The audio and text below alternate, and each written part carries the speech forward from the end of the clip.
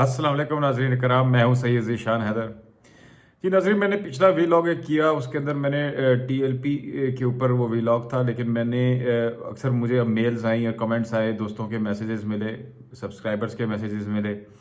वो उनका कहना यही था कि पूरी वीलॉग के अंदर जो है वो जिक्र ही नहीं था टीएलपी का। तो मेरा कहने का मकसद ये था, मैं एक्सप्लेन करना चाहूँगा कि टीएलपी के ऊपर मैंने तज्जिया इस वजह से नहीं किया क्योंकि जो भी जमातें होती हैं, जो भी इस तरह के नज़रिए के ऊपर मुतहरिक लोग होते हैं, वो अपनी कन्विक्शन से कोई काम कर रहे होते हैं। हमारा किसी नज़रिए या किसी के अकायद के ऊपर बहस करना या उसको सही गलत कहना या उसका तजिया करना, ये हमारा शोबा नहीं है। सहाफ़त का काम ये है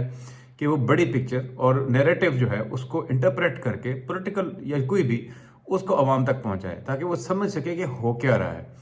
अगर आप किसी एक जमात और फ़र्द के ऊपर पूरी कंसंट्रेशन कर लेते हैं तो आपके निगाह से बहुत सारे हकाइक मख्फी हो जाते हैं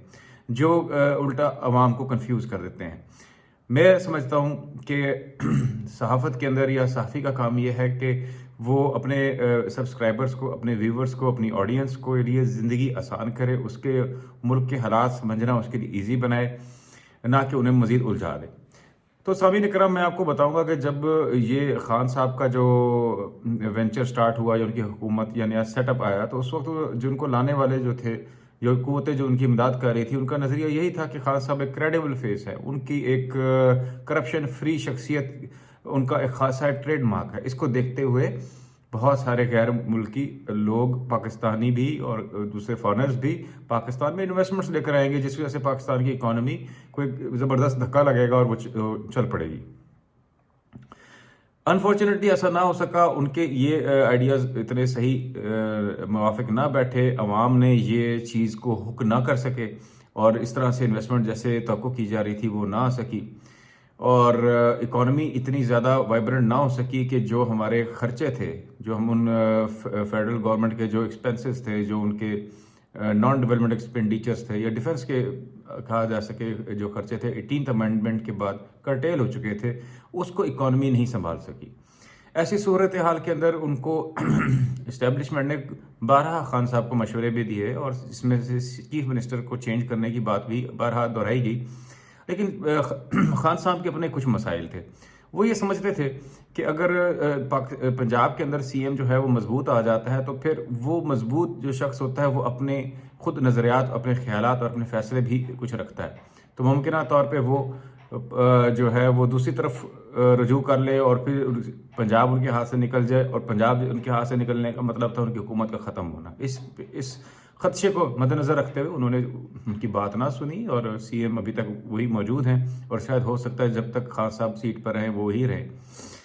ऐसी सूरत हाल के अंदर इस्टेब्लिशमेंट ने शायद दूसरा रुख तैयार किया और फिर उन्होंने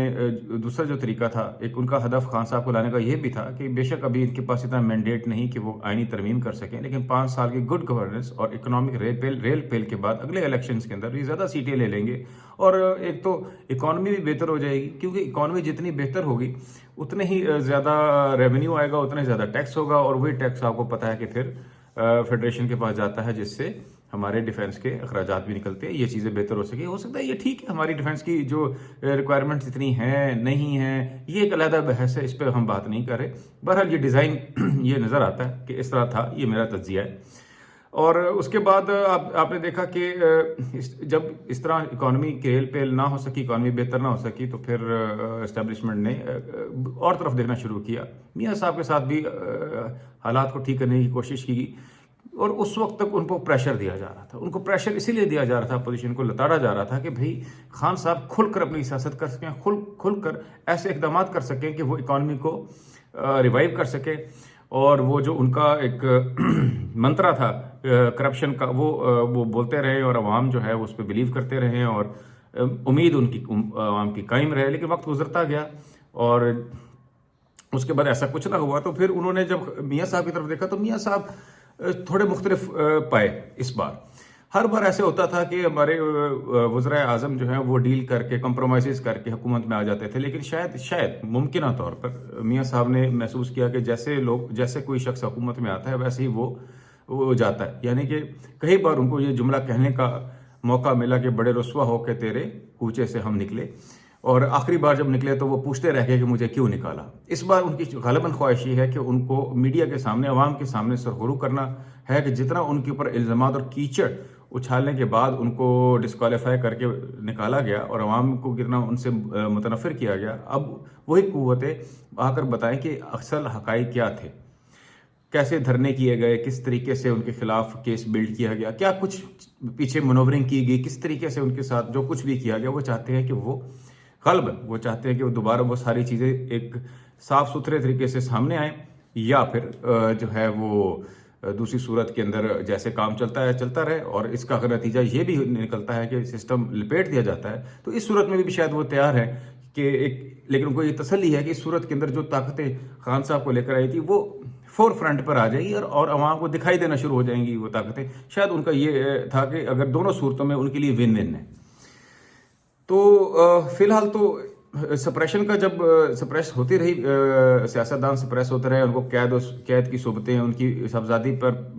جو ہے وہ قید و بند کی صوبتیں بھی ڈالی گئیں، اور ان کے جو قریبی ساتھی تھے کسی پر ہیروئن کا کیس لگایا گیا، کسی پہ کیا وغیرہ وغیرہ ساری خبروں میں موجود ہیں اور آپ جانتے ہیں۔ لیکن پھر ایک دم حالات چینج ہوئے، چیزیں ریورس ہونے شروع ہو گئی۔ ان کو دبانے کی بجائے جب دیکھا گیا کہ خان صاحب کی حکومت ڈیلیور نہیں کر پا رہی، تو ان کو ڈیفینیٹلی اکانومی ریوائیو کرنا، اکانومی جو ہے ہمارے ملک کی تنخواہ طبقے کے لیے روئے رواں ہے،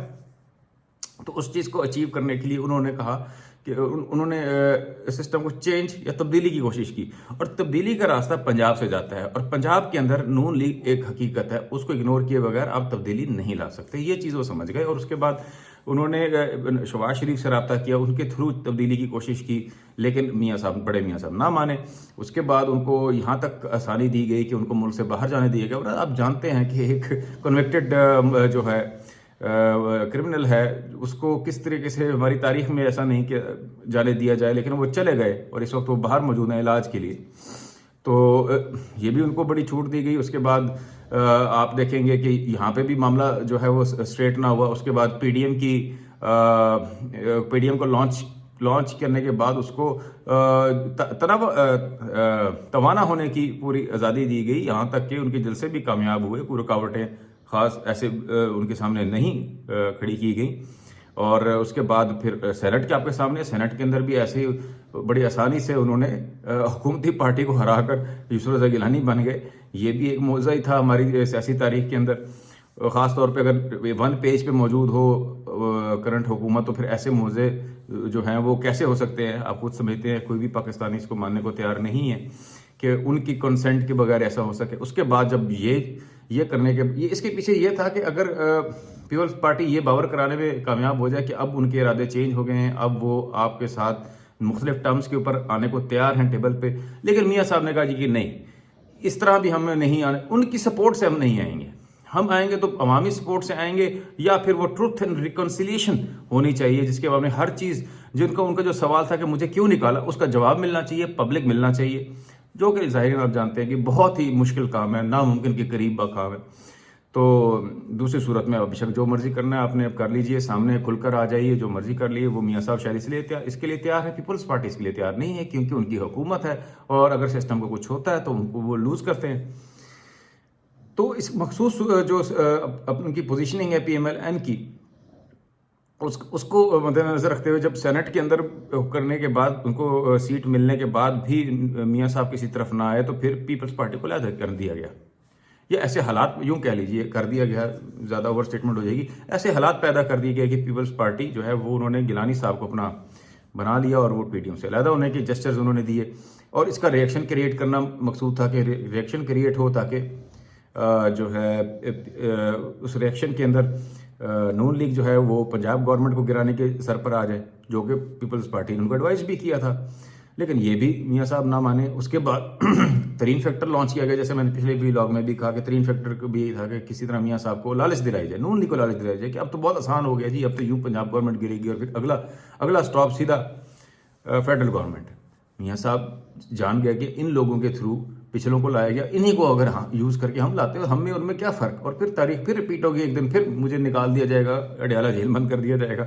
تو میاں صاحب نے اس بار بھی کہا کہ نہیں، میں چکر میں نہیں پڑتا، میں واپس پاکستان نہیں آتا اس سیٹ اپ کے اندر۔ کل پھر پھنسا ہوا ہوں، پھر وہ ساری کہانی دوبارہ سے ریپیٹ ہو. تو فی الحال یہ میرا تجزیہ ہے کہ ایسا ان کے خیالات ہوں گے. اور اس کے بعد پھر آپ کو پتہ ہے کہ ٹی ایل پی لانچ ہو گئے. ٹی ایل پی لانچ کا ورڈ نہیں، مطلب ٹی ایل پی متحرک ہو گئی اس کے، کیونکہ ایک اریسٹ ہوا ان کے سربراہ کا. اور اس کے بعد اب سننے میں یہ آ رہا ہے کہ شاید حکومت پابندی لگانے جا رہی ہے. پابندی لگانے کے بعد کیا ہوگا جی کہ یہ پارٹی جو ہے وہ الیکشنز میں نہیں کھڑی ہو سکے گی. آپ کو پتہ ہونا چاہیے کہ 2018 کے اندر ٹی ایل پی نے بہت ڈیمیج کیا ووٹ بینک. وہ پی ایم ایل این کا تھا، نہ پیپلز پارٹی کا، نہ پی ٹی آئی کا. خاص طور پر پی ایم ایل این کے، کیونکہ وہ بھی رائٹ کے ہیں ووٹرز ہیں، اور پی ایم ایل این کے ووٹرز بھی رائٹ کے ہیں. انہی میں سپلٹ ہوا، جس کی وجہ سے بہت ساری سیٹیں پی ایم ایل این کی کم ہوئی. تو یہ بھی ایک جسچر سمجھ لیں، لالچ سمجھ لیں، ایک دانا سمجھ لیں کہ بھئی اب آپ کو اتنی سیٹیں مزید مل جائیں گی. تو یہ بھی ہماری طرف سے جسچر ہے آپ کے لیے کہ یہ آپ کا جو رکاوٹ تھی یہ بھی ہم نے ہٹا دی. لیکن ابھی تک اس کے بعد ساتھ ہی آپ دیکھیں پیرل اس کے ساتھ ہی شہباز شریف صاحب کو باہر لے کے آیا گیا، جو جانتے ہیں کہ ان کے نظریات مل جل کر چلنے کے ہیں، اور وہ اس کے بارے میں ووکل بھی رہے ہیں کافی عرصے تک. ان کے صاحبزادے بھی اسی نظریات کے ہیں. تو ان کو بھی متحرک کیا گیا کہ یہ ہمارے جسچر بھی ہماری طرف سے، پولیٹیکل جو انوائرمنٹ ہے وہ بھی ہم موافق کریں. اور یہ سب اب تک کی یہ صورتحال ہے. اب اللہ جانے کہ کل میاں صاحب شاید اس بات پر ایگری کر جاتے ہیں کہ ہماری زمینی حقائق کو مان لیتے ہیں اور کسی طرح سے کوئی کمپرومائز کر لیتے ہیں. سیاست جو ہے وہ ویسے ہی پاسبلٹیز کی گیم ہے، تو اس میں سے کوئی ایسا راستہ نکل آتا ہے. پیپلز پارٹی سے فیسیلیٹیٹ کر پاتی ہے، کر لیتی ہے، وہ بھی سیٹ اپ کا پارٹ رہتی ہے. یہ اب آنے والا وقت آپ کو دکھائی دے گا. لیکن فی الحال جو ہے جتنی سپریشن کے بجائے ریپریشن، مطلب اس کو ریگریس کیا ہے انہوں نے، اپنا جو اس کو آزادی دی ہے اور کھول کے کھیلنے کی، پھلنے پھولنے کی پی ایم ایل این کو پوری فضا بنائی جا رہی ہے تاکہ کسی طرح سے وہ سسٹم کا پارٹ بننے کو تیار ہو جائیں. اور اس کے بعد جو مقاصد جو ہے وہ پی ٹی آئی ان کے لیے سے حاصل نہیں ہو سکے، وہ شاید پی ایم ایل این پہلے بھی کرتے آئے تو اس بار پھر کر دیں. اور ہو سکتا ہے کہ مطلب کہنے کا مقصد یہ ہے کہ یہ ایک would be a lesser evil, کہ اگر کچھ دینا بھی پڑتا ہے تو لیکن یہ پی ایم ایل این والے کو ڈیلیور بھی کریں گے. تو ہمیں کم از کم اتنی آکسیجن مل جائے گی جتنی ابھی بھی نہیں، اب اس وقت ہمیں نہیں مل رہی. تو یہ صورتحال ہے. جیسے اور حالات تبدیل ہوتے ہیں اس پر بات کرتے رہیں گے. سید ذیشان حیدر کو اجازت دیجیے. خدا حافظ.